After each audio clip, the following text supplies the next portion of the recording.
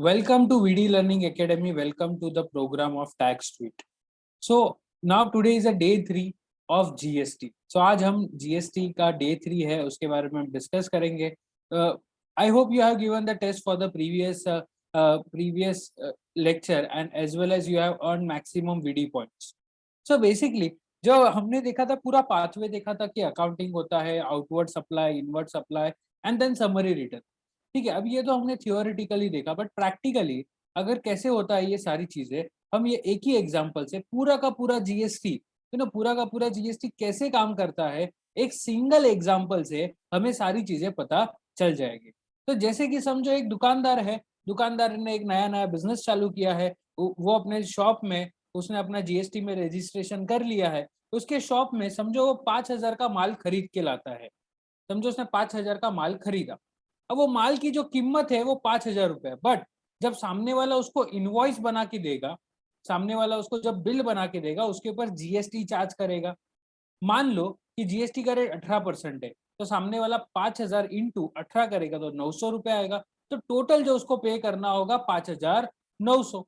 अब ये 5,900 उसको वो पे कर देगा. तो उसने क्या किया, जो दुकानदार ने एक तो माल खरीदा, ओके, माल खरीदा 5,000 का, और उसके साथ जीएसटी कितना पे किया, 900 रुपया. ओके, अब ये दुकानदार ने माल तो बेचने के लिए रखा हुआ है, वो धंधा करने को आया है, तो वो क्या करेगा, ये माल को वो बेचेगा मार्केट में. समझो वो 10,000 में वो माल को बेचता है किसी एक कस्टमर को. ठीक है, अब वो भी बिल बना के देखा. अब वो माल का जो जीएसटी रेट है, जो गुड्स का जो रेट है, वो भी 18% है. अभी गुड्स का रेट, जो गुड्स का रेट है वो है, गुड्स का जो वैल्यू है वो 10,000 है, प्लस उसके ऊपर हम मल्टीप्लाई करेंगे 18% जीएसटी, तो 1,800 रुपया होता है. तो टोटल जो है, टोटल जो इनवॉइस बनेगा वो बनेगा 11,800 का.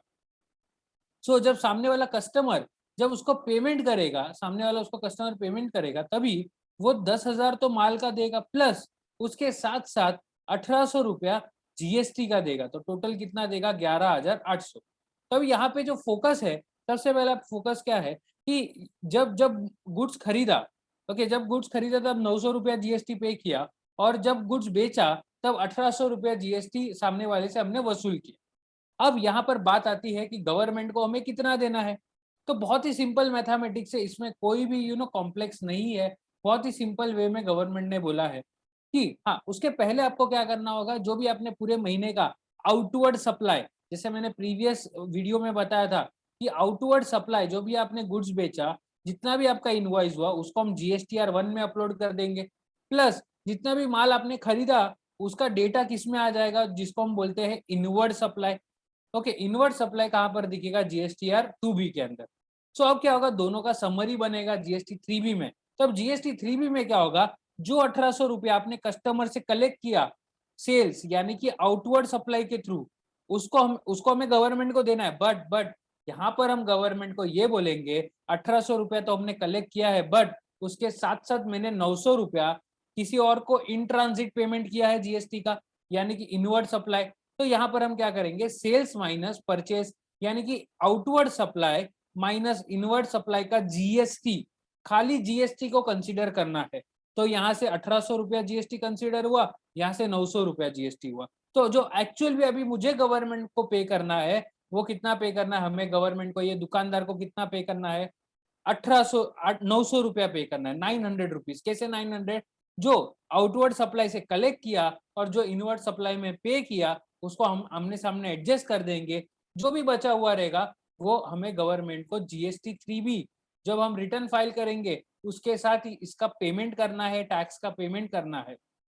ओके, अब मान लो बहुत बार ऐसा होता है कि सेल हुआ आपका 1,000 रुपए आपने जीएसटी कलेक्ट किया, और परचेज के टाइम पे जीएसटी आपने पे किया 2,000.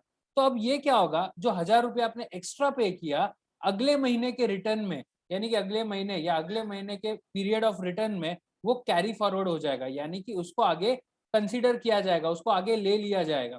तो जैसे मान लो कि यहाँ पर 2,000 रुपया हमने कलेक्ट किया और 4,000 आपने पे किया, तो 2,000 रुपये आपका क्रेडिट रहेगा. ओके, ये मंथ रहा सपोज मई. अब जून मंथ में क्या होता है कि आपका सेल है 3,000 का, जीएसटी आपने कलेक्ट किया और आपने पे किया 1,000 रुपया. ओके, तो अभी ये 1,000 रुपया माइनस होगा, प्लस जो पिछले महीने का कैरी फॉरवर्ड था 2,000, वो भी माइनस हो जाएगा और हमारा जो टैक्स लाइबिलिटी हो जीरो हो जाएगा। सो इस तरीके से जो बेसिक कैलकुलेशन है बहुत ही सिंपल लॉजिक से जीएसटी वर्क करता है, सेल्स माइनस परचेज यानी कि inward supply minus outward supply. So I hope it was an informative session for you. See you into the day 4. Do not forget to subscribe our channel to get the latest updates. Thank you and see you into next session.